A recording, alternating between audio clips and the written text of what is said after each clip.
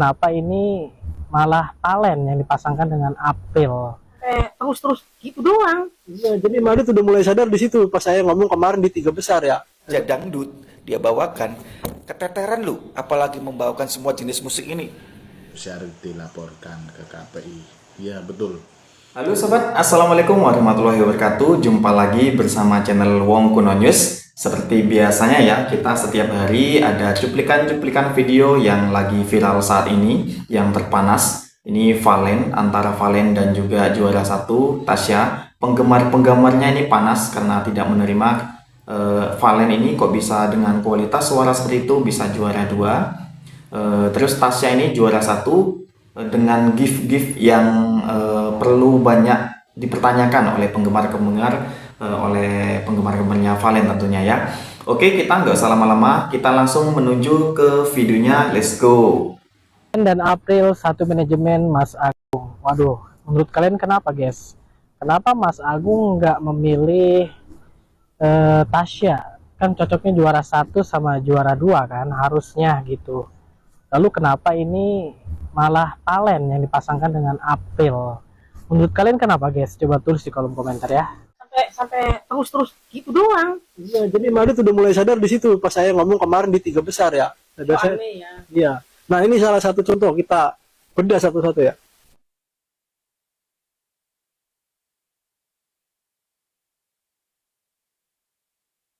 Ini Madut, ada contohnya ya, Rahma Budi.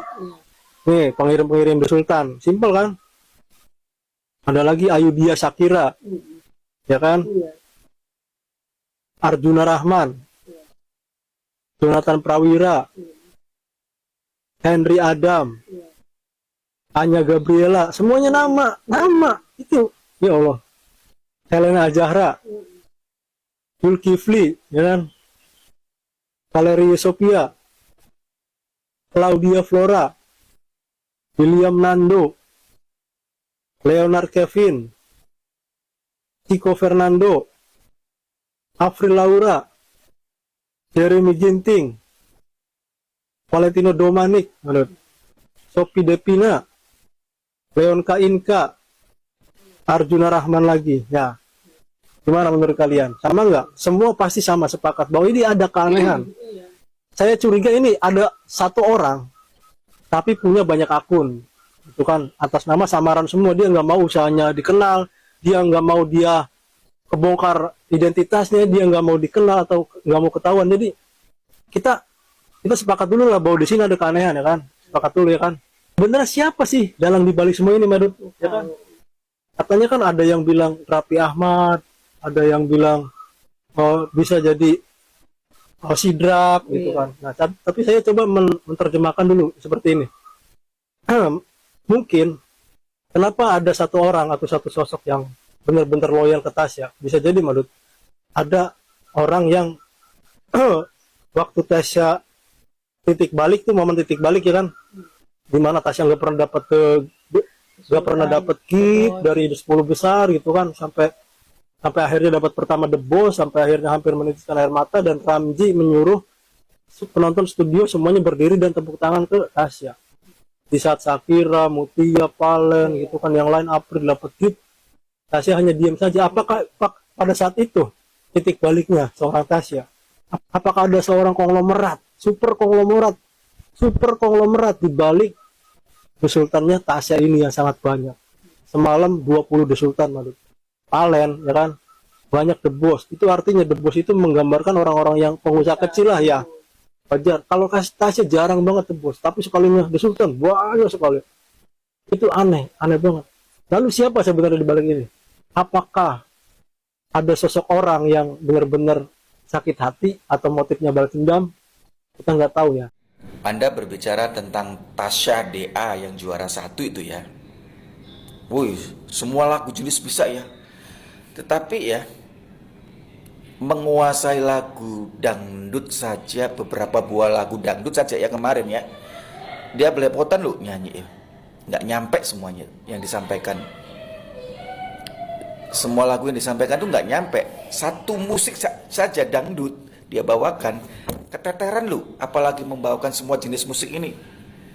Kalau dia sudah pandai membawakan jenis musik lagu ini, nggak usah ikut bertanding dalam DA. Kalau Tasarruf Mala, saya katakan, iya, saya akui jempol, nggak boleh diragukan lagi. Kalau Tasarruf Mala saya akui, nggak boleh diragukan lagi.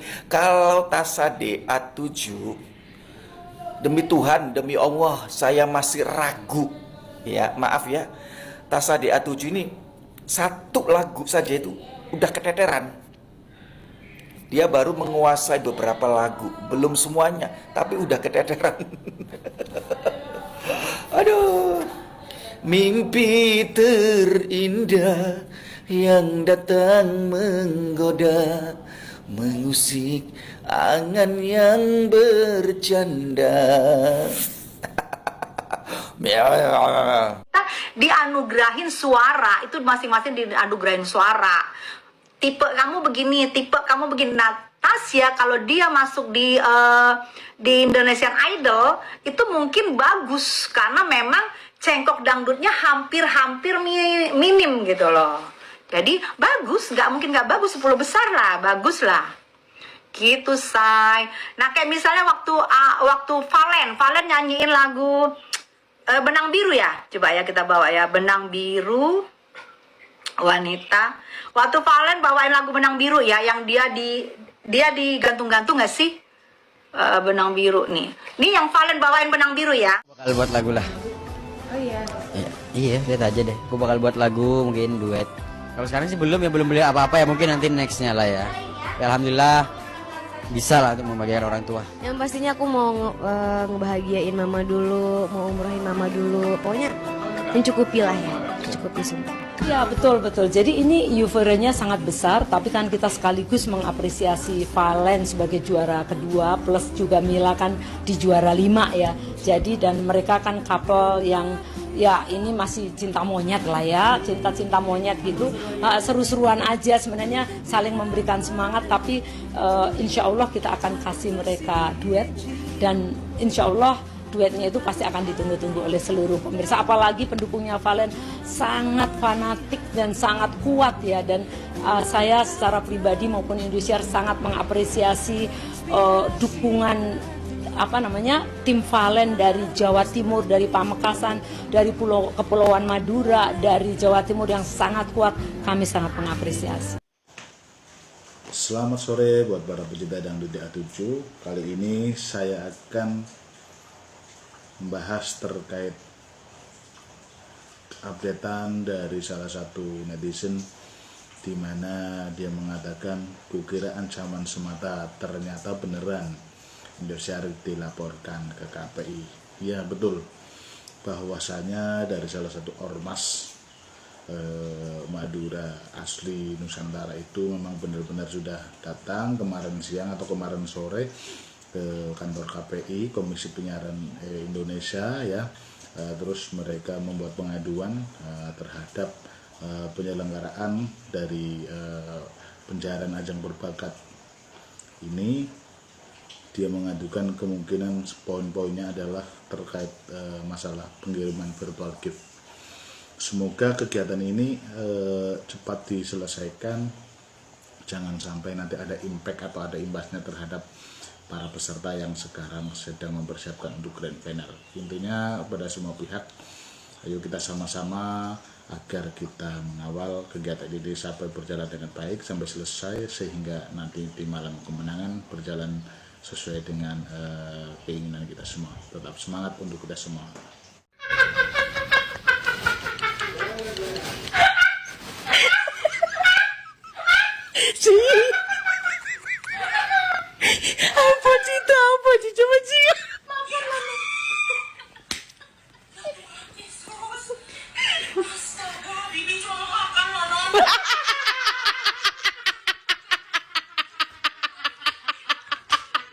GIF itu cuma strategi marketing dari Indosiar. Mereka tahu kalau orang Madura itu punya sifat tidak mau kalah. Jadi pihak Indosiar sengaja memberikan GIF palsu ke Tasya agar pendukung Valen terpancing untuk memberikan GIF yang lebih banyak ke Valen. Secara logika, Mana mungkin ada orang yang memberikan uang sampai 80 juta The Sultan secara cuma-cuma hanya untuk mencantumkan nama tanpa membawa nama brand atau perusahaan yang mereka miliki. Itu sangat tidak masuk akal, kata Afan ini. Sebaliknya, para pendukung Valen yang memberikan The Sultan hampir semuanya menyantumkan nama brand atau produk mereka masing-masing. Gunanya jelas, yaitu agar brand atau perusahaan mereka itu semakin dikenal banyak orang. Contohnya seperti yang barusan terjadi. Setiap pendukung Valen memberikan The Boss sampai 8 kali. Terus pasti langsung disusul dengan munculnya The Sultan dari pihak Tasya. Intinya gitulah ya. Jadi ini banyak sekali dibahas oleh warga TikTok maupun warga Facebook dan juga di Instagram ya. Jadi saya menemukan artikel ini sekitar 3 kali dan akhirnya ini menarik untuk dibahas. Saya setuju dengan artikel tersebut karena memang ya itu pendukung Valen itu memang rata-rata memang mendukung itu hanya untuk brandnya semakin dikenal. Atau intinya usahanya semakin dikenal banyak orang. Itu memang, dan itu sah. Karena kenapa? Ini terkecuali Abah Her ya. Abah Her itu tidak butuh validasi. Abah Her kayak lah kalau niat nolong lakar kayak niat nolong Valen. Karena mungkin ada beberapa alasan. Artinya putra terbaik yang dimiliki Madura sekarang, apalagi berasal dari kota Pamekasan, gitu kan, intinya dari Pulau Madura juga. Jadi mungkin Baher juga antusias untuk mendukung. Kalau Baher saya yakin tidak punya tujuan lain, tidak ingin cari nama atau segala macam karena beliau tidak butuh. Strategi influencer mereka semua ini itu sah dan itu saling menguntungkan. Yang pertama, Valennya diuntungkan. Kan meskipun Valen mendapatkan 40%, tapi Valen juga dapatkan. Itu keuntungannya. Keuntungan yang kedua, influencer ini kan mendapatkan feedback yang cukup menjanjikan dari Indosiar. Bayangkan, kalau kita menyewa iklan di Indosiar, itu biayanya mahal sekali kan. Jadi, cukup dengan 11 juta, itu nama brand kita, nama usaha kita, itu dikenal orang dan sangat efektif untuk menaikkan nama brand. Influencer itu tidak bodoh ternyata. Jadi mereka itu mengeluarkan uang 11 juta, cuman mereka itu sudah menghitung nanti akan baliknya itu berapa gitu. Jadi itu saling menguntungkan. Engkau kalah no di PC karena jangan di PC pada nyumpeng.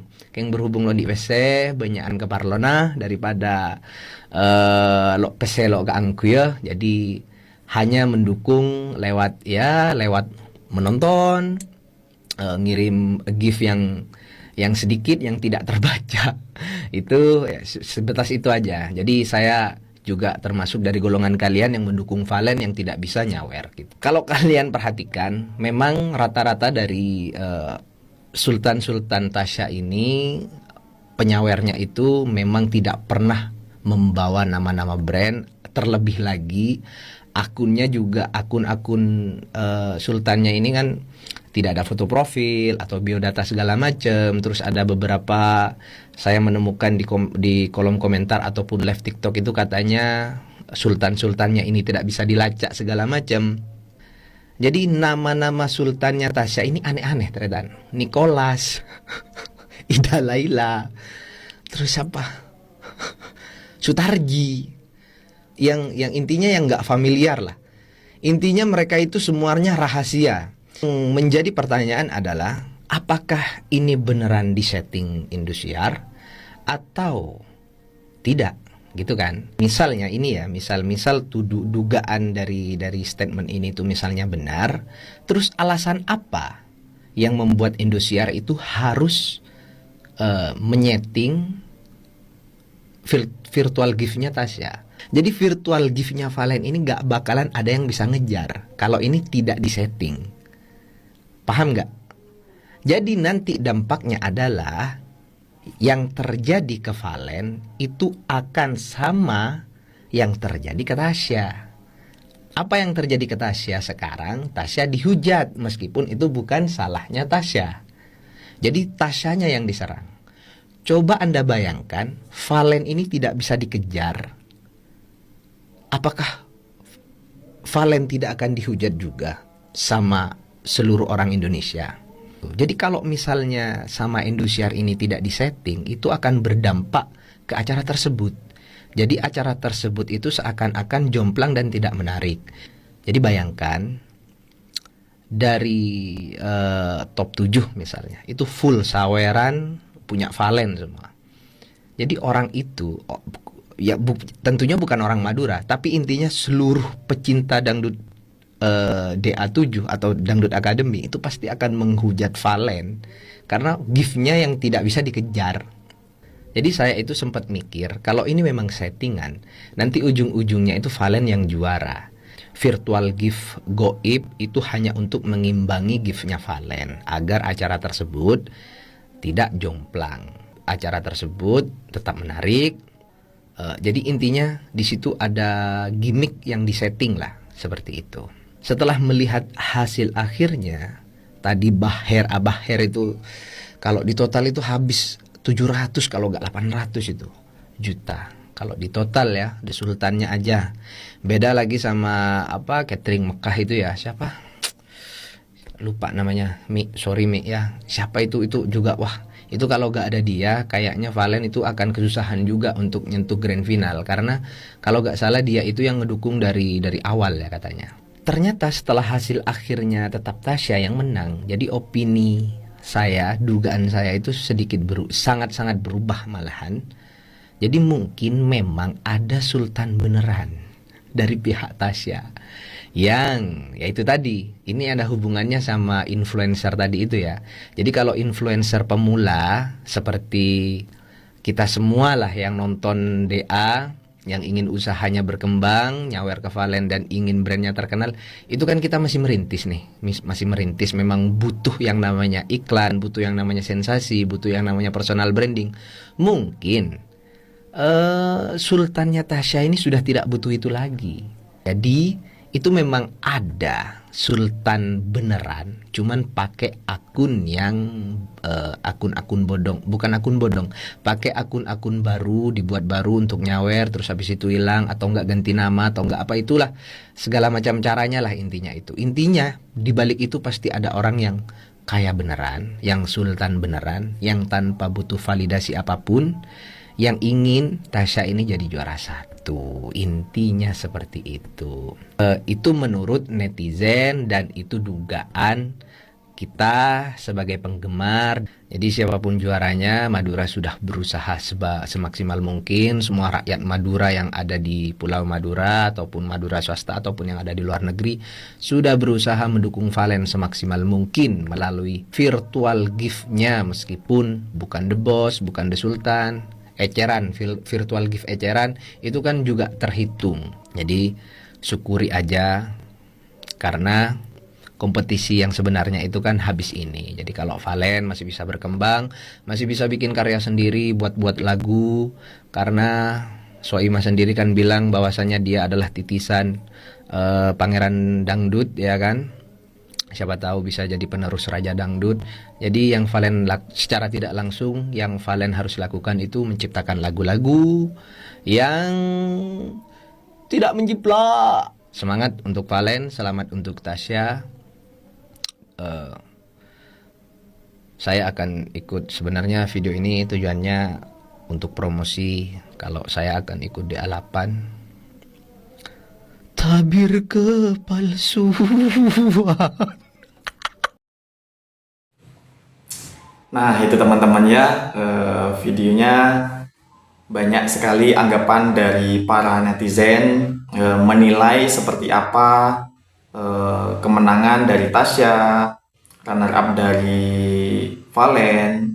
Itulah tanggapan mereka, itu semua hak pribadi masing-masing ya.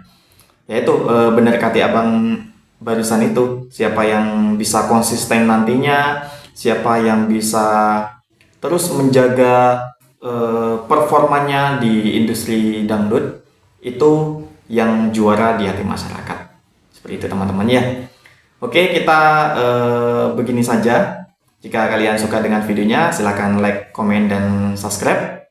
Kita jumpa lagi di video-video selanjutnya. Oke guys, see you!